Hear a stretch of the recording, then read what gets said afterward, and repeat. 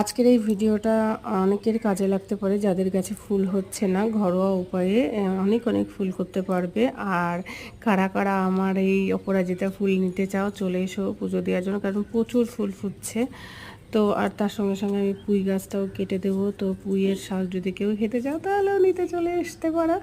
তো একটা দিদি আমায় জিজ্ঞেস করেছিল যে দিদি কি করে তোমার গাছে এত সুন্দর ফুল আসছে, আমাকে একটু বলবে? তো তাই জন্যই আজকে ভিডিওটা করলাম।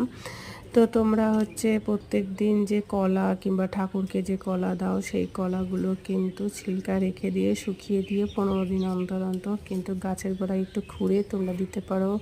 চা পাতা দিতে পারো, আমি তো ভালো চা পাতাই দিই। তো তোমরা চাইলে যে পাতা চা পাতা চা খাও সেগুলোকে ধুয়ে রেখে শুকিয়ে সেগুলোও দিতে পারো। আর গাছে হচ্ছে স্প্রে করতে পারো হলুদ স্যানিটাইজার, তারপরে একটু ডেটল, একটু শ্যাম্পু দিয়ে 7-8 দিন পর পরই হচ্ছে স্প্রে করতে পারো। এতে হচ্ছে গাছের পাতা সবুজ থাকে। আর এই যে দেখছো আমার হচ্ছে পুঁই শাক, আমি তুলে দেবো, খাবো না। তো যারা নিতে